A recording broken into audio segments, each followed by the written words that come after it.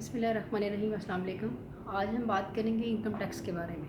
तो आज हम देख लेंगे स्पेशली कि what are the heads of income tax, यानी कि किन किन जो है हेड्स पे या किन किन हेडिंग्स के अंडर या किन किन हम कह लें ग्रुप्स बना दिए हैं और जो है गवर्नमेंट ने कि जो भी लोग हैं जिनके पास कोई प्रॉपर्टी है या कोई बिज़नेस है तो उन्होंने इनकम टैक्स अगर पे करना है तो किस तरह से करना है।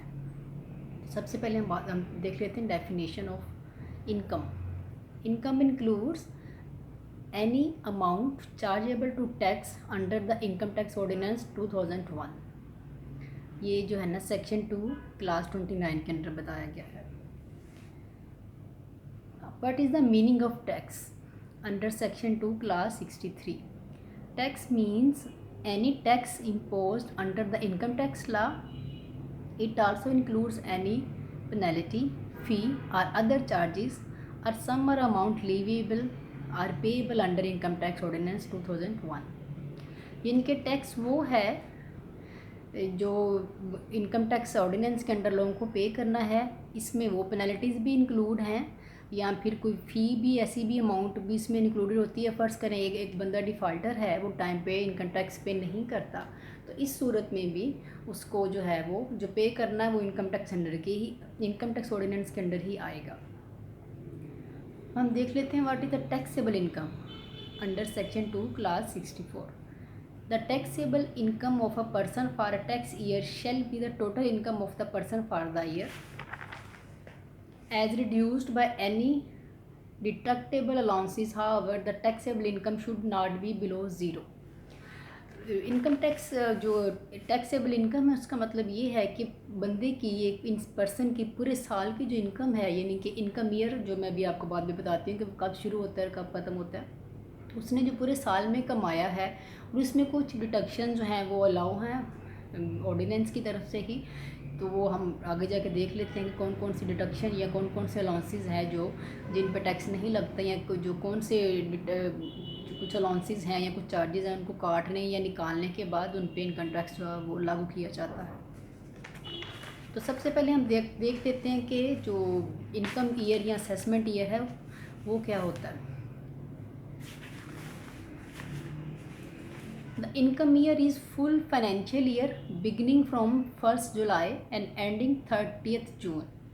This is also called assessment year. ऐसा नहीं है कि जनवरी से शुरू होकर दिसंबर में ख़त्म हो जाएगा, नहीं।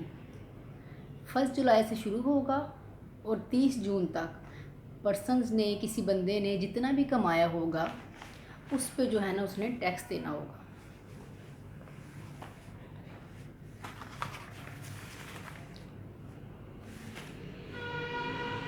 टोटल इनकम, अब हम देखते हैं कि टोटल इनकम क्या होती है अंडर सेक्शन 2 क्लास 69।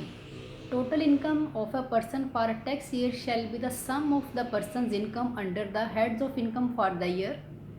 यानी कि जो हेड ऑफ इनकम है उसके अंडर हो सकता है एक बंदा, उसके एक से ज़्यादा कारोबार हों, एक से ज़्यादा उसके पास प्रॉपर्टीज़ हों, उसके डिफरेंट उसने उसके ऊपर जो है वो काम करता हो, तो उन सब पे डिपेंड करता है कि उसकी गेन कितना है, उसका प्रॉफिट कितना है और उसके ऊपर कितना टैक्स उसको देना पड़ेगा। तो जो इनकम हेड हैं वो 5 हैं। सबसे पहले आ जाता है सैलरी। एक सैलरी पर्सन है, देखना है कि वो साल में कितनी सैलरी ले रहे हैं, उस पर टैक्स होगा। इनकम फ्रॉम प्रॉपर्टी है, किसी का प्रॉपर्टी का बिज़नेस है, उस पर भी जो है वो इनकम हो सकती है। इनकम फ्रॉम बिज़नेस है, किसी का अपना बिज़नेस है। इनकम फ्रॉम कैपिटल गेन है, कैपिटल गेन अभी हम आगे जाकर देखेंगे क्या होता है। इनकम फ्रॉम अदर सोर्सेज है, वो काम जो इन चारों जो मैंने अभी ऊपर आपको बताए हैं, सैलरी हो गया, प्रॉपर्टी, बिजनेस या कैपिटल गेन, अगर उसके अंडर नहीं आता तो जो बाकी सोर्सेज होंगे वो अदर सोर्सेज के अंडर आ जाएगा।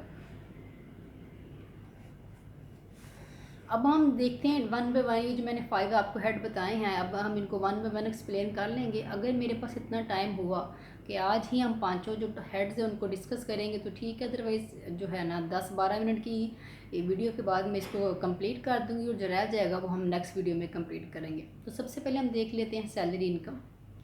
सैलरी मीन्स फिक्स्ड वीकली और मंथली रिम्यूनरेशन, यानी कि एक बंदा है जो जॉब कर रहा है उसकी वीकली या मंथली जो पेमेंट आती है उसको हम सैलरी कहते हैं। Salary denotes any amount received by any employee from an employment, whether it is capital or revenue in nature. In the Income Tax Ordinance 2001, capital compensation for redundancy or loss of employment and golden shake hand payment has been specifically included. यानी कि वो payment जो एक person weekly या monthly ले रहा है किसी अपने एम्प्लॉयर से, किसी एम्प्लॉयमेंट की सूरत में, किसी काम या जॉब की सूरत में, तो जो उसको इनकम आती है उसका एग्रीगेट करके एट द एंड, साल के एंड पे जो होगा ना, उसने कुछ टैक्सेस पे करने हैं। और इसमें कोई ऐसी फर्ज करें कि किसी पर्सन को इन बिटवीन रिटायर कर दिया जाता है और उसको कंपनसेशन पे कर दी जाती है उस वजह से, या फिर उसको गोल्डन शेक हैंड यानी रिटायरमेंट पे जो पेमेंट दी जाएगी, या फिर कोई ऐसे और अलाउंसेस हैं जो उस पर्सन को दिए जाएंगे, तो वो सब भी सैलरी के अंडर आएंगे और वो सब इनकम टैक्स में जब उसकी कैलकुलेशन होगी ग्रॉस, तो वो उसमें काउंट किए जाएंगे। पेमेंट इंक्लूड्स इन सैलरी। अब हम देखते हैं कौन कौन सी चीज़ें हैं जो सैलरी में कंसिडर की जाएंगी। सैलरी एंड वेजेस, यानी कि जो भी वो अर्न कर रहा है वेजेस या पेमेंट, वो भी इसमें आएगा। एन्युटी, कंपनसेशन, पेंशन एंड ग्रेजुइटी, जो उसको एनुअल पेमेंट मिल रही है या उसको पेंशन मिल, अनलेस कि उस पर कोई कंडीशन नहीं है पेंशन पे, या फिर कोई ग्रेजुइटी उसको मिल रही है, तो उसमें जो है ना वो हम सैलरी में काउंट करेंगे। फ़ी, कमीशन और अलाउंसेस, कोई कमीशन या अलाउंसेस जैसे कन्वेंस अलाउंस हो गया, हाउस रेंट अलाउंस हो गया, जितने भी अलाउंसेस हैं वो भी एज ए सैलरी कंसिडर किए जाएंगे। परक्विसाइड्स कहते हैं ऐसे बेनिफिट्स जो अदर देन कैश किसी पर्सन को दिए जाते हैं, जैसे किसी ने गाड़ी दे दी, किसी को कोई ऐसा सर्वेंट दे दिया उसके काम के लिए जिसको वो खुद पे नहीं कर रहा, बल्कि उसका जो एम्प्लॉयर है या जो उसकी कंपनी है या जिसके अंडर वो काम कर रहा है उसको वो पे कर रही है। कंपटीशन ऑफ सैलरी इनकम, अब हम देखते हैं कैसे कंसिडर करेंगे इसको, कैसे काउंट करेंगे सैलरी इनकम को ना। अब हम देखते हैं कौन कौन सी चीज़ें हैं जो टोटली उसमें इंक्लूड हैं जब सैलरी का एग्रीगेट किया जाएगा at the end of income year, तो उसमें कौन कौन सी चीज़ें काउंट होंगी। Amount which is totally included, कौन सी अमाउंट है जो एज ए होल उसमें कोई जो है एग्जम्पशन नहीं है, सारी की सारी सैलरी काउंट की जाएगी। उसमें बेसिक सैलरी है, हर पर्सन की एक बेसिक सैलरी होती है, उसके ऊपर उसी हिसाब से उसको अलाउंसेस लगते हैं। बोनस हो गया, कमीशन उसको कोई मिल रहा है, कोई डियरनेस ये नहीं कि जैसे कोई अलाउंसेस होते हैं, महंगाई के अलाउंसेस हैं वो मिल रहे होते हैं, इंटरटेनमेंट अलाउंसेस होते हैं, ओवर टाइम हो गया, हाउस अलाउंसेस हो गए, कन्वेंस अलाउंसेस हो गए, ये सब जो है टोटली जो है ना सैलरी में काउंट किए जाएंगे। Items which are exempted to a certain extent, किसी हद तक उनको काउंट करेंगे, किसी हद तक उनको काउंट नहीं करेंगे। Medical allowances up to 10% of basic salary, अगर उसको मेडिकल अलाउंस मिल रहा है तो जो उसको और उसकी बेसिक सैलरी का वो 10% है तो उसको एग्जम्प्ट करेंगे। उसको बेसिक सैलरी उसको जब कैलकुलेशन होगी उसकी इनकम टैक्स के लिए, जब उसको ग्रोसली काउंट किया जाएगा तो उसमें उसको ऐड नहीं किया जाएगा। Compensatory allowances received by employees of Pakistan commission board 75% of salary, अगर कोई पर्सन है जो पाकिस्तान कमीशन के अंडर काम कर रहा है और उसको कोई किसी चीज़ की तरह का कोई कंपनसेटरी पेमेंट की गई है, तो 70% उसकी जो सैलरी होगा उसको इनकम टैक्स में काउंट नहीं किया जाएगा। Amount which are not included in taxable income, कौन कौन से अमाउंट जो है वो बिल्कुल ही हम कंसिडर नहीं करेंगे। स्पेशल अलाउंस, जैसे कभी कभार कोई स्पेशल अलाउंस मिल जाता है कभी भी एम्प्लॉइज़ को, तो वो हम उसमें कंसिडर नहीं करेंगे। Amounts which are conditionally exempt, pension है अगर किसी उसके ऊपर कंडीशन है कि इसमें टैक्स नहीं दिया जाएगा तो वो टैक्स के अंडर काउंट नहीं होगी। Employers contribution and interest of recognised provident fund, जो फंड्स होते हैं पर एम्प्लॉयज़ के, उसमें जो इंटरेस्ट पड़ता जाता है, जैसे प्रोविडेंट फंड होता है कि जो कोई एम्प्लॉय है उसकी सैलरी में से थोड़ी सी डिडक्शन होती रहती है, कटिंग होती रहती है, और वो जो है ना ये गवर्नमेंट का अगर सर्वेंट तो गवर्नमेंट के अकाउंट में, जैसे भी ऑर्गेनाइजेशन का कोई अकाउंट होगा उसमें इकट्ठी होती रहेगी, और जो उस पर इंटरेस्ट होगा उसको भी जो अब इनकम टैक्स पे करनी होगी तो वो उसके ऊपर वो उसको काउंट नहीं करेंगे। अब हम बात करेंगे इनकम फ्रॉम प्रॉपर्टी। अब प्रॉपर्टी अगर किसी पर्सन, किसी बंदे की बहुत ज़्यादा प्रॉपर्टी है और वो उससे इतना कमा रहा है एनुअली कि उसको वो टैक्सेबल है, तो उसको टैक्स देना उसके ऊपर लागू है। जैसे फ़र्ज़ करें, अभी हम आगे जाके देखेंगे कि कितनी उसकी जो इनकम है पर ईयर की, उस पर वो टैक्स नहीं दे सकता, और कितनी हो तो उसको कितना देने पड़ेगा। सबसे पहले हम देख लेते हैं, the rent received or receivable by a person for a tax is second chargeable source of income. यानी कि यहाँ तो वो रेंट ले रहा है या फिर वो ऐसी प्रॉपर्टी उसकी है कि उसको मंथली उसका रेंट, या फ़र्ज़ करें एनुअली उसने रखा हुआ है, अप टू द जो पर्सन प्रॉपर्टी होल्डर है उसके पे है कि वो किस तरह से उसको रखता है। तो जो उससे वो इनकम होगी वो जो है second source of income consider किया जाएगा और उसके ऊपर भी उसको टैक्स देना पड़ेगा। अगर हम रेलिवेंट प्रोविजन की बात करें, सेक्शन 15 और 155 इनकम टैक्स ऑर्डिनेंस 2001 जो है हमें इसके बारे में बताता है। Procedure for computing the amount of rent. अब देखना है कि उसको हम किस तरह से जो है वो काउंट करेंगे। For income tax purpose rent means and include. अब देखते हैं कि रेंट का क्या मतलब है और उसमें कौन कौन सी चीज़ें शामिल हैं। The amount received or receivable by the owner of land or the building for its use at the right to use its occupation is the amount of rent। यानी कि जैसे मैंने भी आपको बताया कि कोई बिल्डिंग ली है, किसी पर्सन ने रेंट पे उसको यूज़ कर रहे हैं और जो जिस बंदे की बिल्डिंग है उसको वो रेंट पे कर रहे हैं, तो वो जो पेमेंट है वो रेंट कंसिडर की जाएगी और उस पर उसने जो है वो इनकम टैक्स देना है। Any forfeited deposit paid under a contract for the sale of land और building is also included in the amount of rent. Forfeited deposit मतलब कि जैसे किसी दो पार्टीज में सेल कॉन्ट्रैक्ट होता है और एक बंदा जो है वो अमाउंट पूरी नहीं दे पाता, और जो फॉरफिटेड का मतलब जो ज़ब्ती जो डिपॉजिट है ना वो भी जो है वो प्रॉपर्टी इसी हेड के अंदर कंसिडर की जाएगी तो उसके ऊपर भी टैक्स देना पड़ेगा। Deduction of tax from the income from property.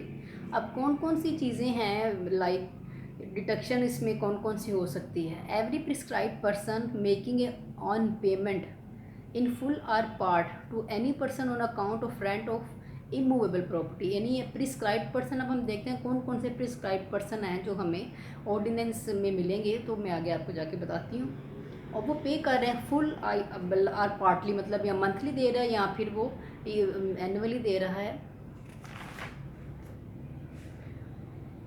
Shell deduct tax from the gross amount of rent paid at the rate specified in division 5 of part 3 of the first schedule. अब first schedule जो है उसके division 5 और part 3 में certain amounts बता दी गई हैं कि कितनी जो है पर ईयर उसकी इनकम होगी या उसका जो है प्रॉपर्टी से रेंट वो ले रहा है तो उसने उस पर पे करना है।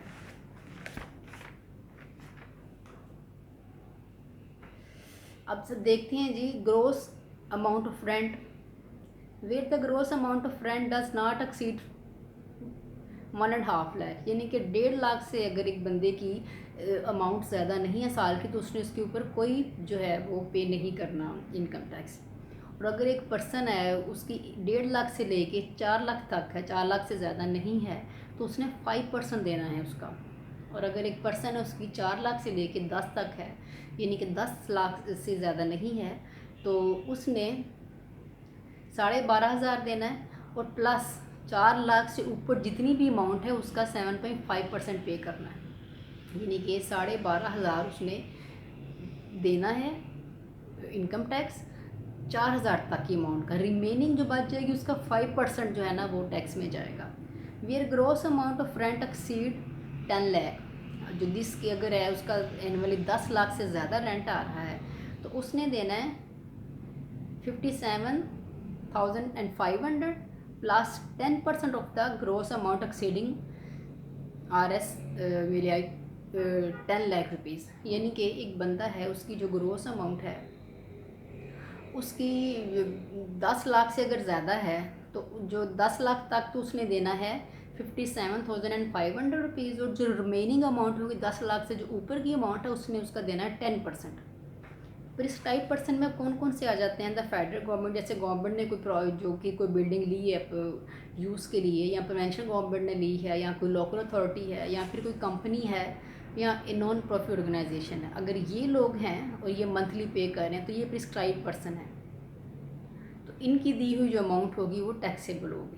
तो आज का हम इतना ही डिस्कस करेंगे। रिमेनिंग हमारे 3 हेड्स हैं वो इंशाल्लाह हम कल डिस्कस करेंगे। तो आप इसको ज़रा पढ़िएगा और इस पर गौर कीजिएगा। अगर कोई आपको प्रॉब्लम हो तब मुझे बताइएगा, इंशाल्लाह मैं आपकी हेल्प करूँगी। तो कल मिलते हैं बाकी इसके टॉपिक के साथ, तब तक के लिए खुदा हाफिज़।